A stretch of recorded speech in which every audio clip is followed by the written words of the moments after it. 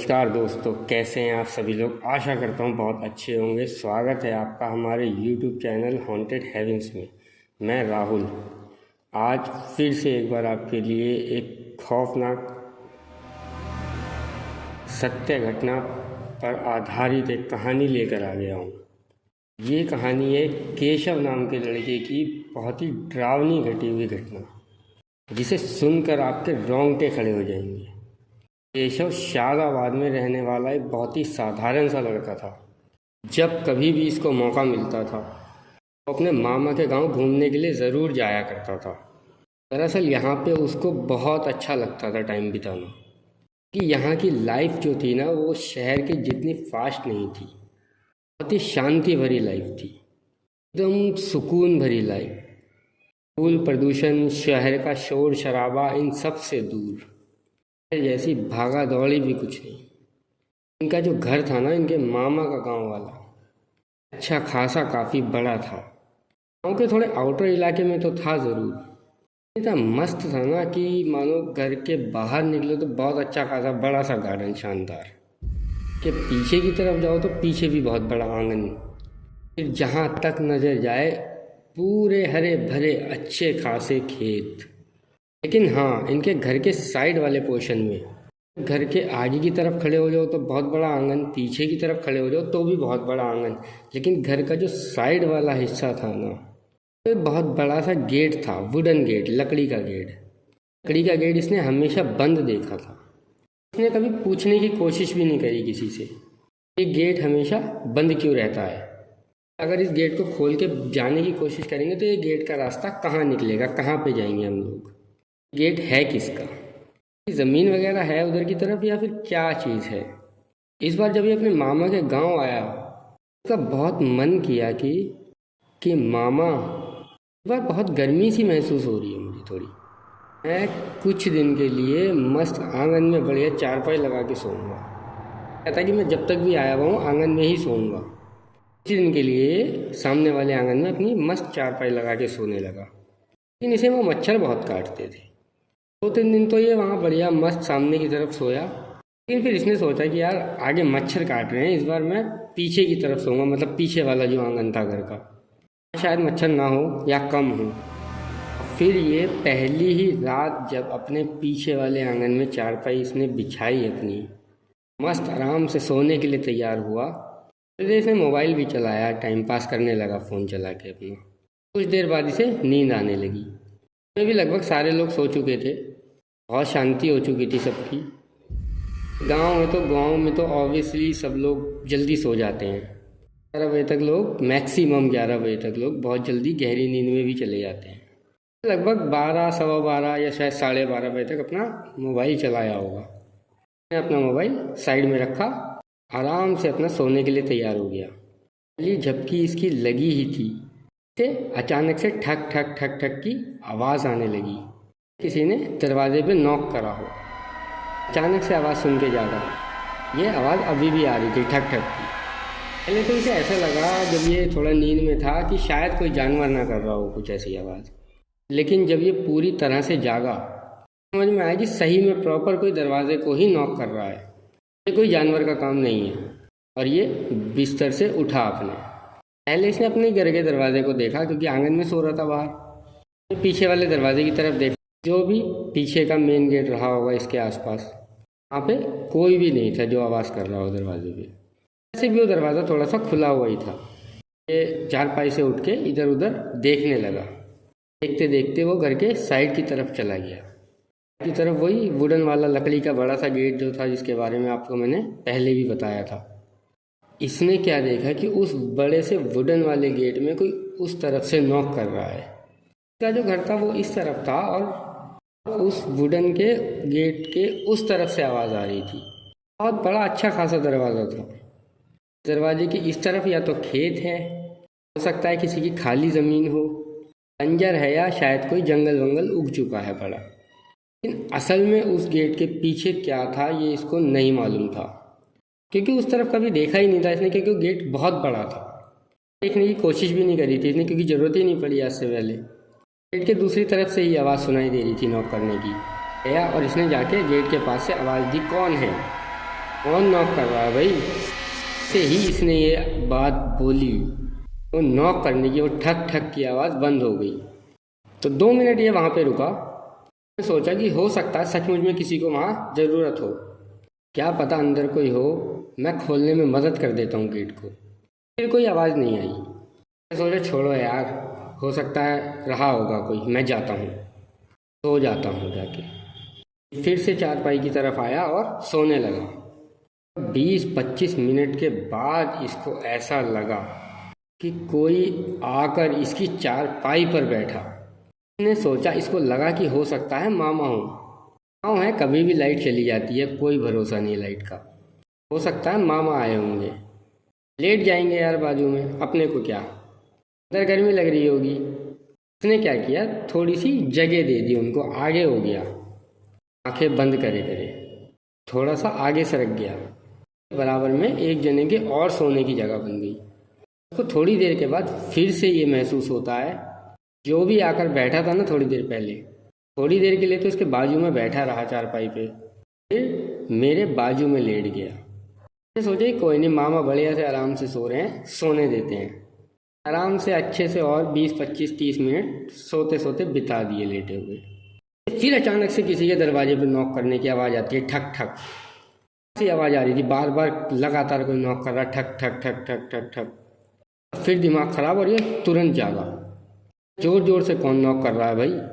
ये जो आवाज़ थी ना, इस बार थोड़ी डिस्टर्ब करने वाली आवाज़ थी। तुरंत जाग गया, उठा ना, सीधे उसी तरफ मुँह, इस तरफ मान लो दरवाज़ा है, तो गेट है लकड़ी का बड़ा सा जिससे आवाज़ आ रही थी, इस तरफ इसने उठ के देखा।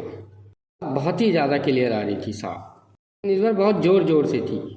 उसने सोचा मामा को बता दूं यार, मामा तो बाजू में ही सो रहे हैं मेरे, नॉक कौन कर रहा है मामा। जैसे ही गाइस ये पीछे पलटा है चारपाई में अपने बाजू में देखने के लिए, क्या पाता है कि मामा नहीं है, बल्कि इसके बराबर में जो लेट के सो रहा था उसकी स्क्रीन मानो पूरी ऐसी है, एक पार्ट जो है ना बॉडी का सिकुड़ा हुआ है, बिल्कुल मांस कैसे सिकुड़ जाता है ना, ऐसा लग रहा है उसे देख के कि किसी कंकाल के ऊपर मानो मांस चढ़ा रखा हो, एक पतली सी परत स्किन चढ़ा दी गई है, और उसके जो बाल हैं, दांत वांत भी कुछ नहीं है, आँखें भी नहीं है, पूरा का पूरा वैसे ही। इतनी जोर से डरा, लाके एकदम दूर, एकदम उससे दूर हटा, क्या है करके चिल्ला के वो हड़बड़ा के पीछे हटा ना, क्या पाता है कि वहाँ पे कोई भी नहीं है। ये बोलता है कैसे हो सकता है, और तभी क्या होता है कि फिर से कोई दरवाजे पे नॉक करने लगा। करने की आवाज़ फिर से वापस आने लगी, ठक ठक ठक ठक ठक, सेकंड के लिए बंद हुई थी। कुछ गड़बड़ लगा, सोचा कि मामा को बुलाता हूँ, और आवाज़ देने लगा, मामा मामा, यहाँ पर मुझे कुछ गड़बड़ लग रहा है। मामा को आवाज़ दी, मामा मामा जल्दी बाहर आओ। मामा बाहर ही नहीं आ रहे थे। बहुत ज़ोर ज़ोर से चिल्लाया। सोचा मैं एक काम करता हूँ, जाके देखता हूँ कोई लकड़ी डंडा वगैरह है तो उसको लेकर जाता हूँ, या किसी ने कुछ करने की कोशिश की तो अच्छा खासा पीट पाट डालूंगा डंडे से। इधर उधर देखा तो साइड में रखा हुआ था एक डंडा। गांव में तो ऐसी चीज़ें बहुत आम है, रखी रहती हैं घरों में। फिर आंगन में सो रहा था, हाँ, इसे बहुत इजीली बड़ा सा डंडा मिल गया था। ये डंडा लेके उस बड़े से गेट की तरफ पहुंचा। दरवाजे से अभी भी आवाज़ आ रही थी नॉक करने की। जाके पूछा तेज़ आवाज़ में, कौन है? ये बोलो, मेरा दिमाग बहुत ख़राब हो रहा है। अभी पीछे से आवाज़ आती है कि थोड़ी मदद करो ना, गेट खोलो। मैंने सोचा कि हो सकता है कोई सचमुच में मदद के लिए आया हो, ये मिसअंडरस्टैंड कर रहा हूँ उसे, अनदेखा कर रहा हूँ। गया और उसने बहुत ताकत लगा के, पूरी ताकत लगा के उस गेट को खोला। अंदर क्या पाता है, अंदर की तरफ एक ज़मीन है किसी की, बहुत बड़ी। वहाँ पे बहुत बड़ा पेड़ है, पेड़ को कोई काटने की कोशिश कर रहा है, बिल्कुल नीचे वाले हिस्से से, मतलब बिल्कुल नीचे की तरफ, जड़ के पास से, समझ सकते हैं ना, बिल्कुल ज़मीन लगा हुआ जो हिस्सा था उसको काट रहा है। तो उससे पूछा कि क्या हो गया है, रात के समय आप पेड़ क्यों काट रहे हो? वैसे आदमी बोलता है मुझे कैसे भी करके इस पेड़ को आज यहाँ से हटाना है, तुम्हारे घर पे कुल्हाड़ी है तो लेकर आओ। साथ इस पेड़ को काटने में मदद करो ना। ये सब कुछ बोल के वो आदमी जैसे ही इसकी तरफ पलटा ना, उसे देख कर इसकी सिट्टी पिट्टी वहीं पे गुम हो गई। वो आदमी कोई और नहीं बल्कि ही था। थोड़ी देर पहले बिस्तर में इसके साथ सोता हुआ इसको दिखा था। हड़बड़ा के डर के वहाँ से भागा था, वहाँ से गायब हो गया था बिस्तर में से। फिर उसको देखने पे वहाँ दिखाई नहीं दिया था। वो इसे पेड़ काटता हुआ वहाँ दरवाजे के पीछे वाली ज़मीन में इसे दिखा। एकदम से डर के मारे गिरते पड़ते वहाँ से भागा। मामा मामा मामा करके ज़ोर से भागा जैसे तैसे घर के अंदर करके वहाँ से। मामा एकदम से उठ गए। मामा ने आवाज़ दे के पूछा, बेटा क्या हो गया, क्या हो गया, ऐसे क्यों चिल्ला रहा है इतनी बुरी तरीके से। मामा को इसने आधी अधूरी बात बताई। पीछे जो वहाँ बड़ा वाला गेट है ना, अंदर एक भूत है, पेड़ काटने की कोशिश कर रहा है। उससे उसने कुल्हाड़ी मांगी। मामा को क्या लगता है, हो सकता है इसने कोई बुरा सपना देखा हो। बोलते अरे छोड़ ना, मैं तेरे को मना कर रहा था ना कि बाहर मत सो। कोई है जो रोज़ बार बार बाहर सोने के लिए चला जाता है, आजा यहाँ पे अंदर आके सो जा। हाँ, इसको अंदर ज़बरदस्ती सुलाने की कोशिश करते हैं। इसे रात भर नींद नहीं आई। भाई आएगी भी कैसे, इसने जो देखा था वो शायद किसी और ने नहीं देखा था। इसके दिमाग में रात भर वही सब कुछ चलता रहता है। ऐसा क्या हुआ क्या हुआ, इसके दिमाग में यही सब घूम रहा था। ऐसे करके पूरी रात ख़त्म होती है और अगला दिन आता है। मामा को पूरी बात बताता है। ये कहता है, मामा मेरे साथ पिछली रात ऐसा ऐसा हुआ। बोलते हैं अरे बेटा ऐसा कुछ भी नहीं है, तो क्या बात कर रहा है यार ये सब। मामा कहते हैं वो वाला गेट कभी खुल ही नहीं सकता है, उसे बना है ना वो गेट, हम तब से उसे देख रहे हैं। गेट कुछ इस तरीके से बन के ऐसे लॉक हो गया है, बिल्कुल अटक गया है किसी चीज़ से, खुल ही नहीं सकता। कैसे कह सकता है कि तूने उसे खोल दिया, मान ही नहीं सकता किसी कीमत पे भी। तूने ज़रूर कोई सपना देखा होगा, तेरी नज़र में पड़ गया होगा, तो तू उसी के बारे में सोच रहा होगा। ये सपना बिल्कुल हकीकत जैसा दिखाई दिया। नहीं मामा, मैं मान ही नहीं सकता कि वो सपना था, क्योंकि वो बहुत क्लियर रियलिटी थी। वहाँ से भाग भूग के बहुत गिरते पड़ते आया हूँ अंदर, लेकिन फिर भी मामा उसकी बात को अनदेखा कर देते, नज़रअंदाज कर देते हैं। ऐसा लग रहा था कि मामा को कुछ तो पता है उस जगह के बारे में, लेकिन अपने भांजे को नहीं बताना चाह रहे हैं। जब दोपहर के वक्त, क्योंकि अगला दिन तो निकल ही चुका था, केशव घूमते घूमते दोपहर को खेत की तरफ पीछे की तरफ जाता है। तो खेत में पीछे की तरफ उसे फसल काटते हुए एक बहुत बूढ़े दादाजी दिखाई देते हैं। सोचता है कि बूढ़े दादाजी को शायद उस लकड़ी वाले गेट के बारे में कुछ पता होगा, उसके पीछे किसकी ज़मीन है, वहाँ पे कोई क्यों पेड़ काट रहा है, कौन सा पेड़ है। वो उस बूढ़े दादाजी के पास चला गया और उस बूढ़े दादाजी को उसने पूरी बात बताई। तो दादाजी मेरे साथ रात को ऐसा ऐसा हुआ है। दादाजी बोलते हैं, बेटा तेरी किस्मत बड़ी अच्छी है, तू वहाँ से बच बुचा के जैसे तैसे करके भाग गया और तूने उसकी मदद नहीं करी। अगर तू गलती से भी उसकी मदद कर दिए होते ना, पता नहीं तेरा क्या हाल होता, तू जिंदा भी बचता या नहीं। तो ये बोलता है, अरे दादाजी ऐसा क्यों बोल रहे हो आप, उसकी मदद मतलब क्या है, पूरी बात तो बताइए मुझे कि क्या बात है, मुझे तो कुछ ऐसे समझ में नहीं आ रहा है। दादाजी उसे बताते हैं, अभी से काफ़ी साल पहले की बात है। अच्छी खासी जो इतनी बड़ी ज़मीन है, वो ज़मीन गांव के एक आदमी रामलाल नाम के जो आदमी था उसकी हुआ करती थी। बहुत ही साधारण सा आदमी था, ये सीधा साधा सा। उसकी ज़मीन में ना बहुत सारे पेड़ लगे हुए थे, तो वो ऐसी खेती बाड़ी का भी काम करता था, पेड़ वेड़ काट के जो लकड़ी बनती थी उसकी, और लकड़ी से कुछ कुछ फर्नीचर बनाने का भी काम करता था। किसी के घर में उस लकड़ी से सोफ़ा बना दिया, किसी का बेड बना दिया, किसी की अलमारी बना दी, मतलब अपनी ही लकड़ी से, अपने ही पेड़ की कटाई वगैरह करके। कुछ समय तक तो उसका ये काम बहुत अच्छे से चला। कुछ समय बाद शहर का कोई एक आदमी आया और उस आदमी की नज़र इसकी ज़मीन में पड़ गई कि इसकी ज़मीन में तो बहुत अच्छे खासे से पेड़ हैं, बहुत सारी लकड़ियों का फ़ायदा इस आदमी के खेत से मुझे हो सकता है। तो उस आदमी ने रामलाल के ऊपर अपनी थोड़ी सी धौंस जमाने की कोशिश करी। तो शहर वाला जो आदमी था ना, वो थोड़ा सा दबंग टाइप का था, गुंडा टाइप का था। के साथ में गुंडे टाइप के लोग और भी घूमते थे। ज़बरदस्ती करके रामलाल से लकड़ियाँ कटवा कर लेने लगा उसके खेत से। कुछ बनवाता भी नहीं था, उसे पैसे भी नहीं देता था, बस लकड़ियाँ ले लेता था। ये सब से परेशान होकर रामलाल पुलिस के पास भी गया। वहाँ से भी उसे सहायता पूरी तरह से नहीं मिल पा रही थी, क्योंकि उस बेचारे के पास कोई इस चीज़ का सबूत नहीं था। अपने खेत की खुद ही लकड़ियाँ काट काट के किसी को दे रहा है और उसे ज़्यादा फ़ायदा मिला ही नहीं। और एक दिन वो आदमी रामलाल के घर पर आया, बहुत बुरी तरीके से प्रताड़ित करा, कह करके कि अब तेरे खेत वेत में जितनी भी फसल होगी ना, उसमें से भी अब तू मुझे इतना इतना हिस्सा देगा। अगर नहीं देगा ना तो तेरे ख़ानदान में तेरी पत्नी, तेरी बहन, तेरे रिश्तेदार, इन सब की बहुत बुरी बर्बादी मचा दूंगा। रामलाल बेचारा इतना कमज़ोर सा आदमी बहुत रोया, बहुत गिड़गिड़ाया, उसने बहुत उसके हाथ पैर जोड़े और आस पास में भी सबसे उसने मदद मांगी, लेकिन किसी ने उसकी बात नहीं सुनी। और एक दिन इतना टूट गया था, इतना थक गया था, रामलाल ने अपनी उसी ज़मीन पर, वहाँ जो एक बड़ा सा पेड़ है, पेड़ को शायद तूने काटते हुए देखा था उसे, रामलाल ने उसी पेड़ पर अपने आप को मुक्त कर लिया, मतलब खुदकुशी कर ली।